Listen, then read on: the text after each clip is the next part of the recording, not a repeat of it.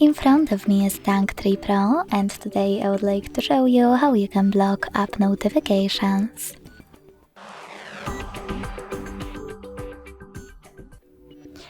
Begin by launching Settings and clicking on Notifications right away.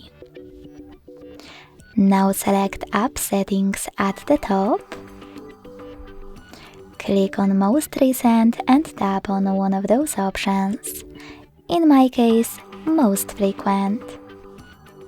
Then click on the switcher next to one of your apps from which you want to block notifications. You can tap on the same, now gray one, to turn them back on.